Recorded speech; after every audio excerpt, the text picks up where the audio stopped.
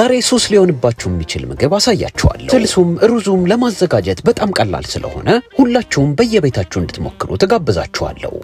አስቀድማችሁ ምስሉ ላይ በምትመለከቱት መሰረት የባሮ ሽንኩርት፣ ነጭ ሽንኩርት፣ ቃሪያ፣ ቀይ ሽንኩርት፣ ሎሚና ቲማቲም ከትፋችሁ ታዘጋጃላችሁ። ሁሉም ግብአቶች ቶሎ እንዲበስሉላችሁ ቀጠን አድርጋችሁ መክተፍ እንዳዘነጉ።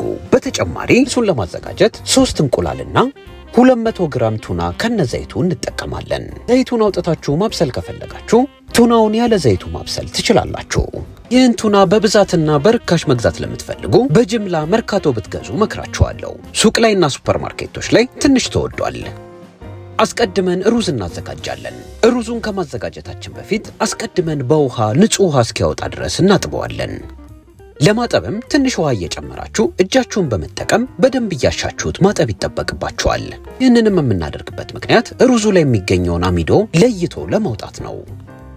ከፊታችን ለሚገኙት በዓላት የመለኛን የምግብ ግብአቶች ማዘዝ ለምትፈልጉ የመለኛ ተከታታዮች ኢትዮጵያ ውስጥና ከኢትዮጵያ ውጭ ሆናችሁ የኢንስታግራም ገጻችን ላይ ማዘዝ ትችላላችሁ። ሩዙ በሚገባ ከታጠበ በኋላ ይህንን ይመስላል። እኔ ቢያንስ 5 ጊዜ አጥቤዋለሁ። አሁን ሩዙን እናዘጋጃለን። ሩዙን ለማዘጋጀት የተወሰኑ ቅመሞችን ሞቅ እናደርጋለን። 5 ፍሬ ቅርንፉድ፣ 1 ቀረፋ እና በተለምዶ የቻይና ሻይ ቅመም የሚባለውን በመጥበሻ ሞቅ እናደርጋለን። ቅመሞቹ ሞቅ ስታደርጉ የምድጃቸው የሙቀት መጠን መካከለኛ ላይ መሆን ይኖርበታል። ቅመሞቹን በዚህ መልኩ ሞቅ የምናደርግበት ምክንያት ቃናና ጣዕማቸው የበለጠ ቆንጆ እንዲሆንና እንዲጎላልን ነው። ጠንከር ያለ ቃና የማትፈልጉ ከሆነ ሳታሞቁት ቀጥታ ምግቡን ማዘጋጀት ትችላላችሁ። አሁን እዛው ቅመሙን ባሞቃችሁበት መጥበሻ 4 የሾርባ ማንኪያ ዘይት ታገሉና ቀጫጭኖ የተከተፈ 1 ራስ ቀይ ሽንኩርትና 1 ራስ የባሮ ሽንኩርት ታስገባላችሁ። በተጨማሪ 4 ፍሬ በቀጫጭኖ የተከተፈ ነጭ ሽንኩርት ከላይ ትጨምራላችሁ። የሽንኩርት ግብአቶቹን ከጨመራችሁ በኋላ በማማሰያ ቶሎ ታማስሉታላችሁ። የጨመራችኋቸው ሽንኩርቶች ቀስ ብለው እንዲበስሉላችሁ ምድጃችሁን የሙቀት መጠን መካከለኛ ላይ አድርጋችሁ አብስሉት። ሽንኩርቶቹንም ማብሰል ያለባችሁ ሽንኩርቱ ሙሉ ለሙሉ ቀለሙን እስኪቀይር ድረስ መሆን አለበት። ሽንኩርቶቹን ለተወሰነ ደቂቃ በመካከለኛ ሙቀት ካበሰላችሁ በኋላ የማጣፈጫ ቅመሞች ትጨምራላችሁ። ለሩዙ ጥሬ ቅመሞቹን ስለምንጠቀም ጊዜው የተጠቀምኩት የሮዝመሪ ዱቄት ብቻ ነው። ግማሽ የቡና ማንኪያ የሮዝመሪ ዱቄት ከላይ ትጨምራላችሁ። የሮዝመሪ ዱቄት በቤት ውስጥ በቀላሉ እንዴት እንደሚዘጋጅ እዚህ በፊት በመለኛ ገጽ ስላሳየናችሁ ሩቅ ሳትሄዱ እዚሁ ገጻችን ላይ መመልከት ትችላላችሁ። ሮዝመሪ ቅመሙን ከሽንኩርቱ ጋር በሚገባ ከቀላቀላችሁ በኋላ ሞቅ አድርጋችሁ ያዘጋጃችሁትን የሻይ ቅመሞች ከላይ ትጨምራላችሁ። ሽንኩርቱ እንዳይቃጠልባችሁ የምድጃችሁን የሙቀት መጠን ዝቅተኛ ላይ ታደርጉትና ቅመሞቹን በሚገባ ከሽንኩርቱ ጋር ለውሳችሁ ከላይ አጥባችሁ ያዘጋጃችሁትን 1 ኩባያ ሩዝ ታስገባላችሁ። ሩዙን ካስገባችሁ በኋላ ከሽንኩርቱ ጋር እየቀላቀላችሁ ለተወሰነ ደቂቃ ትጠብሱታላችሁ።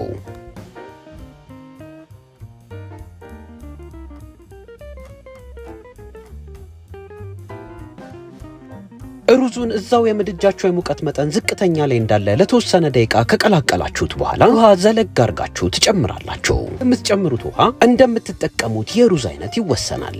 የሩዝ አይነቱን በደንብ የማታውቁት ከሆነ ከተጠቀማችሁት ሩዝ ትንሽ ውሃውን ከፍ አድርጋችሁ ትጨምሩና ናችሁ አብስላችሁ ሩዙ ሳይበስል ቀድሞ ውሃውን ከጨረሰባችሁ የፈላ ውሃ ከላይ ጠብ እያደረጋችሁ ማብሰል ትችላላችሁ። ስታበስሉትም የምድጃችሁን የሙቀት መጠን መካከለኛ ላይ ብታደርጉ ትመክራችኋለሁ። ሩዙ ላይ ውሃውን ከጨመራችሁ በኋላ የምትፈልጉትን ያህል ጨው ከላይ ታስገባላችሁ። ሁላችንም የምንጠቀመው የጨው መጠን ሊለያይ ስለሚችል እዚህ ጋር የጨው ምጣኔውን ለእናንተ ትቼዋለሁ። አሁን ደግሞ የቱና ስልሳችንን እናዘጋጃለን። መጥበሻ ላይ 4 የሾርባ ማንኪያ ዘይት ታገሉና ቀጫጭኑ ከትፋችሁ ያዘጋጃችሁትን 4 ነጭ ሽንኩርት ከላይ ጨምራችሁ ቀለሙን እስኪቀይር ድረስ በተወሰነ መልኩ ትጠብሱታላችሁ። ምስሉ ላይ በምትመለከቱት መሰረት ነጭ ሽንኩርቱ ዳርዳሩ እየተጠበሰ ሲመጣ ግማሽ ዘንግ ባሮ ሽንኩርት እና 1 በቀጭኑ የተከተፈ ቀይ ሽንኩርት ከላይ ትጨምራላችሁ።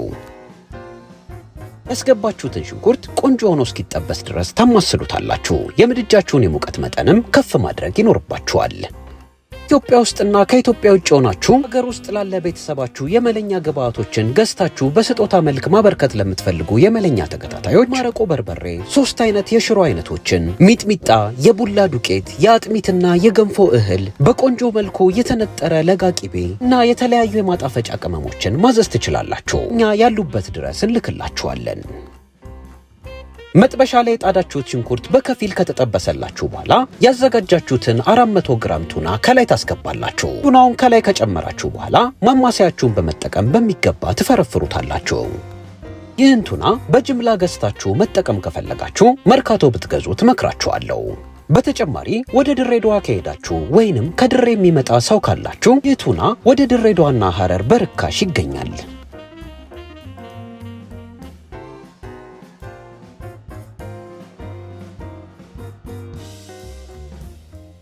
ቱናውን ለተወሰነ ደቂቃ በመካከለኛ ሙቀት ካበሰላችሁት በኋላ የማጣፈጫ ቅመሞች ከላይ ትጨምራላችሁ። እንደ ማጣፈጫነት እኔ የተጠቀምኩት 1 የሻይ ማንኪያ የሮዝመሪ ዱቄት፣ 1 የሻይ ማንኪያ የቀረፋ ዱቄትና ግማሽ የሻይ ማንኪያ ጥቁር ቁንዶ በርበሬ ተጠቅሜያለሁ። እዚህ ጋር የዘረዘርኩላችሁን እያንዳንዱን ቅመሞች ከዚህ በፊት በመለኛ ገጽ አሳይተናቸዋል። አፓርትመንት ላይ የጋራ መኖሪያ ቤቶች ላይ የምትኖሩ የመለኛ ተከታታዮች ቅመምን በአነስተኛ መልኩ በቤት ውስጥ ማዘጋጀት እንዴት እንደምትችሉ ከዚህ በፊት አሳይተናችኋል። ገጻችን ላይ በቀላሉ ታገኙታላችሁ። ቅመሞቹን ጨምራችሁ ከቱናው ጋር ከቀላቀላችሁ በኋላ 2 ደቆ የተከተፈ ቲማቲም ከላይ ታስገባላችሁ። ቲማቲሙን ከጨመራችሁ በኋላ ከቱናው ጋር በሚገባ ትቀላቀሉታላችሁ። አሁንም ቢሆን የምድጃችሁን የሙቀት መጠን እዛው መካከለኛ ላይ ማድረግ እንዳዘነጉ። የጣድኩትን ሩዝ ለ15 ደቂቃ ያህል ካበሰልኩት በኋላ ልክ ምስሉ ላይ እንደምትመለከቱት ቆንጆ ሆኖ በስሎልኛል። ይህን የሩዝ አይነት ሱቅ ውስጥ አንደኛ ደረጃውን ሩዝ ብላችሁ መግዛት ትችላላችሁ። እንደኔ በሚገባ አሽታችሁ ካጠባችሁት እንዲሁም ደቂቃውን መጠናችሁ ከቀቀላችሁት ቆንጆ ጣዕም ታገኛላችሁ። የጨመራችሁትን የሻይ ቅመምም ማውጣት እንዳዘነጉ። ቲማቲም ልጣጭ የማትወዱ የመለኛ ተመልካቾች አስቀድማችሁ ቲማቲሙን ከመጨመራችሁ በፊት ቀቅላችሁ ልጣችሁ አድቅቃችሁ ከትፋችሁ መጨመር ትችላላችሁ።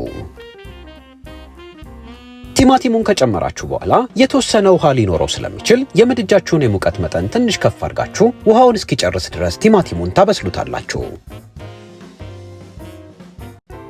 ቲማቲሙ ልክ ምስሉ ላይ በምትመለከቱት መሰረት ውሃውን ከጨረሰ በኋላ የቲማቲም ድልህ ትጨምራላችሁ።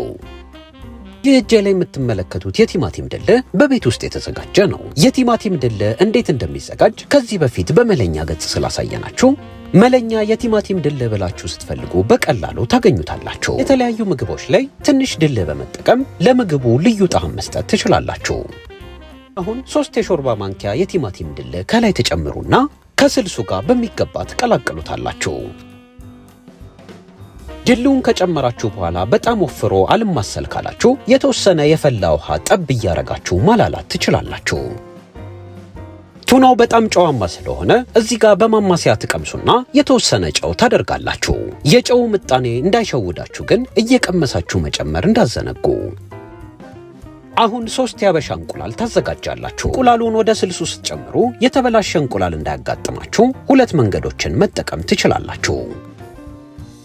የመጀመሪያው መንገድ አነስተኛ ኩባያ ላይ ሰብራችሁ እየጨመራችሁ መበላሸት አለመበላሸቱን ተመልክታችሁ ወደ ስልሳችሁ ማስገባት ትችላላችሁ። ሁለተኛው ደግሞ ብርሃን ላይ ምስሉ ላይ በምትመለከቱት መሰረት ተመልክታችሁ ቀይ ከሆነ ሰብራችሁ መጨመር ትችላላችሁ። እንቁላሉን ከመጨመራችሁ በፊት ስልሱን ከፈት ማድረግ እንዳዘነጉ። ልትጨምሩት ያሰባችሁት እንቁላል በብርሃን ስታዩት ውስጡ ከጠቆረ የተበላሸ ሊሆን ስለሚችል ፈጽሞ መጨመር የለባችሁም። ለተሻለ ጣዕም ያበሻ እንቁላል ብትጠቀሙ ደግሞ መክራችኋለሁ።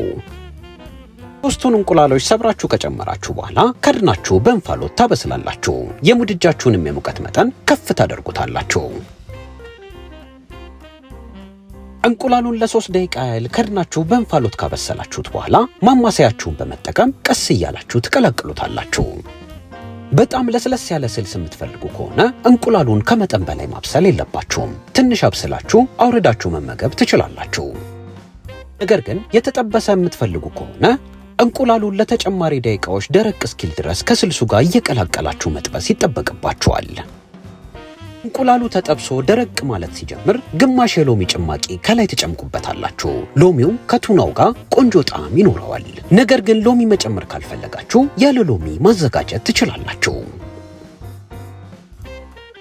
ግማሽ የሎሚ ጭማቂ ከላይ ከጨመራችሁ በኋላ ሲታይ እንዲያምርና ትንሽ ቃጠል እንዲያረግ ከላይ ደቆ የተከተፈ ቃሪያ ትጨምሩበታላችሁ። ቃሪያው ላዘጋጃችሁት ምግብ የተሻለ ውበት ይሰጥላችኋል። አሁን ምግባችንን አሳምረን እናቀርባለን። እኔ እንደ ማባያነት ቂጣ አዘጋጅቻለሁ። የዚህን ቂጣ አዘገጃጀት መማር ለምትፈልጉ የመለኛ ተከታታዮች ከዚህ በፊት ገጻችን ላይ በተለያየ መንገድ ስላሳየናችሁ እዚሁ ገጻችን ላይ መጎብኘት ትችላላችሁ። ይህን ቂጣ ከፈለጋችሁ ሸዋርማ ለማዘጋጀት እንዲሁም ለተለያዩ ምግቦች እንደ ማባያነት አብራችሁ ማቅረብ ትችላላችሁ። በዚህ ቂጣ ሊዘጋጁ የሚችሉ የተለያዩ የምግብ አይነቶችን መማር ከፈለጋችሁ እነሱንም እዚሁ ገጻችን ላይ ታገኛላችሁ። ይህን ቂጣ ካላዘጋጃችሁ ደግሞ ከፈለጋችሁ በዳቦ እንዲሁም በእንጀራ መመገብ ትችላላችሁ። ያዘጋጃችሁትን የቱና ስልስና ሩዙን በዚህ መልኩ አዘጋጅታችሁ ታቀርባላችሁ። ለተሻለ ጣዕም ደግሞ ከጎን እርጎ ጠብ አድርጋችሁ ማቅረብ ትችላላችሁ። ጣፋጭ የሆነ የቱና ስልስ በሩዝ በዚህ መልኩ በቤታችሁ አዘጋጅታችሁ መመገብ ትችላላችሁ።